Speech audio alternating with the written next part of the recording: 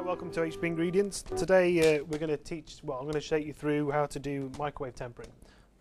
This is probably the most common method of tempering when you're at home or in small batches.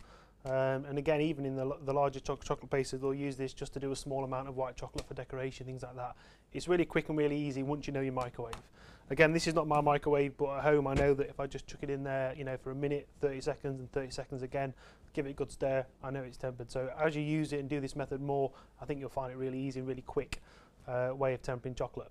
All you need to start with is, most importantly, a plastic bowl. I come across a lot of people using, struggling to temper in a microwave using glass bowls and sort of ceramic bowls. And the problem with those is, in a microwave, they hold the heat. So when you've got the chocolate right, you're still heating from the bowl, and it really causes trouble.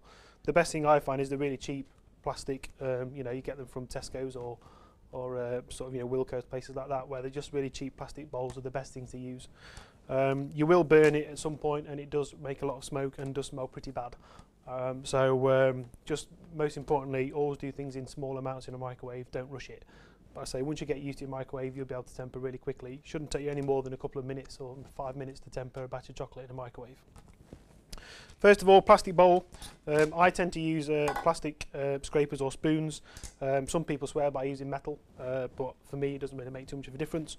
And then literally, like I say, we start with solid chocolate. This chocolate's pre-tempered, so this is chocolate that's all full of good crystals. So rather than growing crystals, as you do on a slab, what you're doing here is trying to get rid of some of the crystals because you've got too many good crystals in there. So we're trying to make the chocolate into a liquid but remain some of the crystals. Okay, so into the microwave again. I'll start, with a bit longer, something like 40 seconds on full power, just to get us started.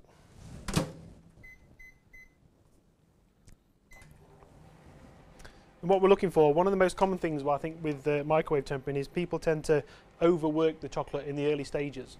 What I'm trying to do at this point is actually create some liquid and remain with some crystals growth in there. So we're looking for what I always call the chunky soup stage. So if you think of Heinz Big Soup or chunky soup, what we're looking for is liquid and solid chocolate in there. If you overstir it and overwork it in the early stages, you'll end up with just basically a paste. And that's really difficult to sort of, to know where you are, to get the right crystal sort of structure in there. So I always think at the early stages, don't do anything more than just move it slightly. So again, this is just coming up to about 40 seconds. Again, you will see a little bit of melt in the middle, but in the early stages, just move it.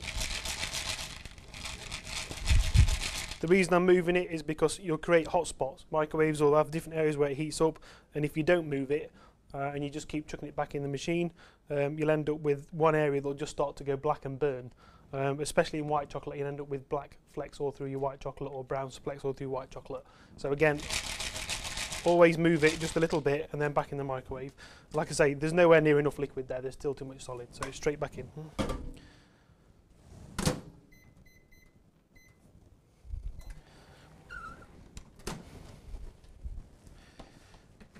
Excellent. Okay, what I mentioned to you before is I've done this 2 or 3 times now, probably about 30 seconds. I've put it in for about another minute. What I've done is every time, like I said, I've just give it a little shake. I've not put this in here at all, still clean. Like if you overwork in the early stages, you just end up with a nice, a paste that you can't really do anything with.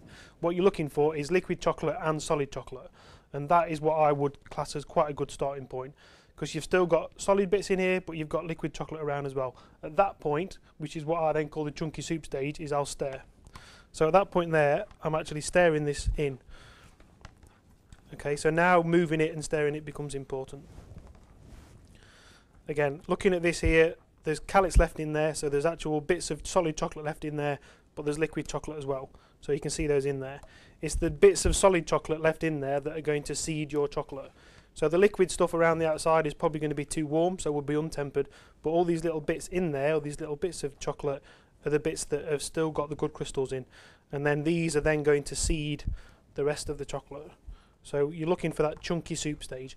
If you've got no chunky soup, after about 10 minutes or 10 seconds of stirring, then you've basically taken the chocolate too far, and then you would add more callets in. So for this point, if I'd just done that for 10 seconds and all the callets had just disappeared, we got too much liquid, not enough solid in there, and then at that point I would have just thrown another handful of callets in there just to bring it off. But this is looking quite good.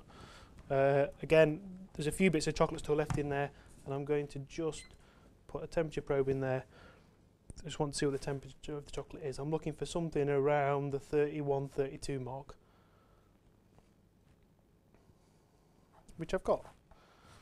So I'm happy that that chocolate is now got the seeds in and got what I need.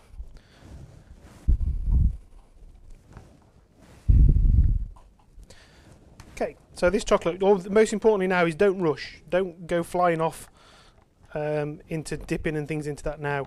Again, movement is really important.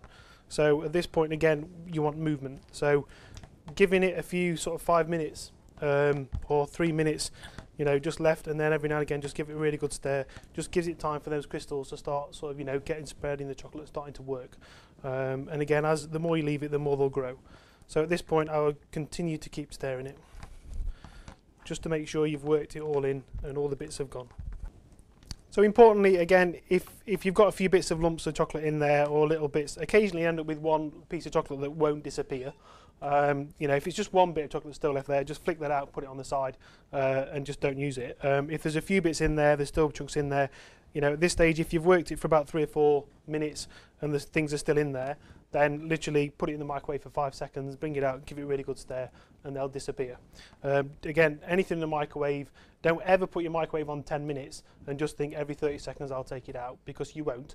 The phone will ring, you'll leave it in there, and then you'll end up with a kitchen full of smoke and the worst smelling thing you've ever had in your life. So don't always work on, you know, no more than sort of 30 seconds on a microwave at any time. So then if you do leave it, you're never going to do too much damage. Once we've got to this stage, I'm happy, I'm comfortable that this is looking good. The viscosity's changed, it's a little bit thicker. So again, a good sign of knowing where chocolate's tempered is you'll start to see a slight change in the viscosity, which is good. And also you get a little shine. I can't really describe what it is, but it's like an iridescent shine. That's something you'll start to pick up the more you do it. As with all chocolate at this stage, most importantly, I've taken a temperature reading and I know it's about 30, 32 degrees, something like that on the milk chocolate, so I'm comfortable that we're in the right areas. Always do the test, and you'll, in all the videos I've shown on this tempering, most importantly, the test is always the most important thing. Something metal, make sure it's dry, into the chocolate, tap it a few times, so it's just into the chocolate, tap it a few times, scrape the back off, leave it on the side. Again, that shouldn't take any more than 3-4 minutes to set. If it takes longer than that, then obviously you've not got enough crystals in there. If that's the case, the easiest thing to do, I would say, is to put that to one side and just start again. It shouldn't take more than a few minutes, like I say, just to temper it back up again. But trying to make that tempered is going to take you longer than just doing a fresh batch.